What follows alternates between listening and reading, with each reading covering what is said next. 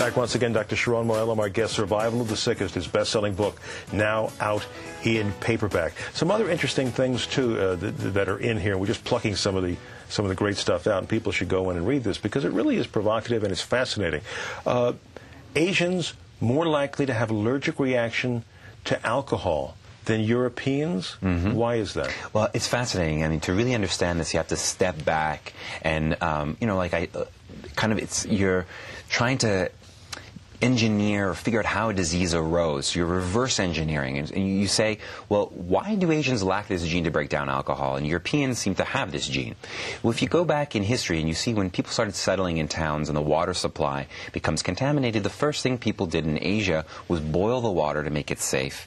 And if you're already boiling the water, they threw some tea leaves in and made tea. And that's how they kind of purified their water, and they drank diluted tea all day long. And in Europe, what they did was essentially ferment anything that they could get their hands on, because the fermentation process kind of takes care of somewhat of sterilizing what was in the water. And then, so in Europe, people drank diluted beer or wine all day long. So there's this big pressure to be able to break down alcohol in Europe. And yet Asians never have faced that kind of issue, and today lack the gene to break it down effectively. And they actually have almost an allergic reaction to it. That's a relatively, in terms of evolutionary history, it's a relatively short period, is it not? Yeah, it is. And I mean, for evolution to happen, evolution's happening all around us, mm-hmm. Day to day. And the SARS example with the blood type that I gave, thankfully, SARS did not become a pandemic as people feared, and millions or billions, died. If that would have happened, though, and type O blood type were the survivors, then all of a sudden you would have seen a shift. Then the future human population, the majority would have had type O. Mm-hmm. So evolution can happen very rapidly, but a selection factor such as a disease that wipes out a big part of the population usually has to happen. We were talking during the break about this concept of war on germs, war on disease, and how that might be counterproductive.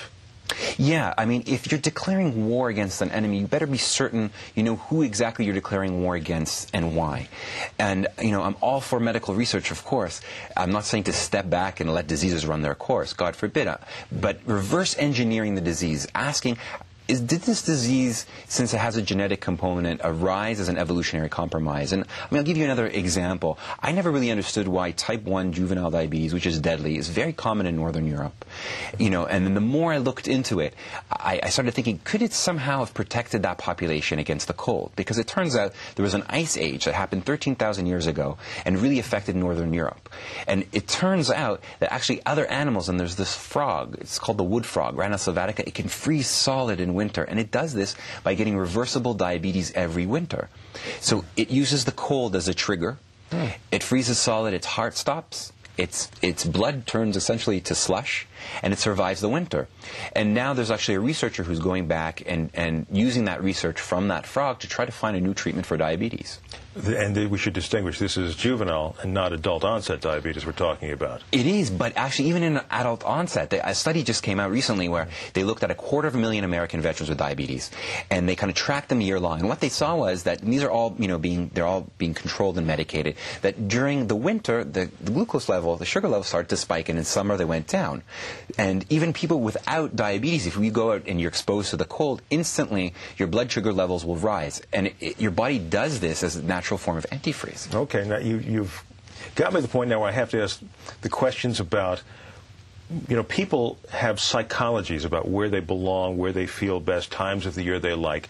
How much of that is tied into our evolutionary history? And how much of, for those of us who may get winter colds or whatever, how much of that is tied into the fact that the body just didn't develop the defense mechanisms to deal with that kind of climate? Right. I mean, that's a great question. And a good example of actually a disease condition, that you see in different geographies at different rates is prostate cancer. And African Americans in the Northeast have a lower prostate cancer risk than, let's say, their cousins down in Florida. And it really could be, the connection is vitamin D. You need sunlight to make vitamin D. So if you're living in a climate where you're having lots of sun, that may produce more vitamin D, and that seems to be possibly an anti-cancer effect. And then another condition is that particular to that group or to anybody? It could be, essentially it's particular to everyone, but we're talking about, again, you mentioned origins. African Americans, their origin, of course, is Africa. And in Africa, you evolve to get a darker pigment, and that's to protect yourself from too much sun. Now, if you move to a climate where there's not enough sun, and your body evolved to defend itself against sun. Might not be able to absorb enough. Exactly. Ah, I see. Exactly. And, I mean, the other condition that people describe themselves feeling better in a warmer climate is multiple sclerosis. People kind of say that they seem that some or minimal amount of sun exposure seems to help. And actually, there's some people that move from a cold climate that doesn't have much sunshine. When they move down to a warmer climate with more sun, they seem to feel better. Ultimately, what do we do with all this? Where do you take it? I mean, do we find new cures? Do we find what do we learn, and how do we apply it? Well, using these basic principles of evolution, stepping back and asking how did these things evolve allows you to have new avenues of research that you would have never considered previously. And the one example I gave before was that frog that can freeze solid. No one would have ever thought to look at a frozen frog to do diabetes research. It's kind of the last place you would have gone to. So this opens up new avenues of research and hopefully to help us find new treatments and cures. Is it the kind of research that can provide breakthrough to some of these great maladies? AIDS, we talk about immune system, autoimmune deficiency. I mean, is this on the level we're talking about in terms of evolution and the body's turning on itself? Does this ultimately tell us something about some horrible diseases like that as well? Yeah, and I'm glad you actually brought it up. For HIV, there seems to be a genetic, and again, we call it a mutation. It may be that it's not a mutation, that Europeans carry this, and unfortunately Africans and Asians don't, and it seems to be somewhat protective against HIV/AIDS.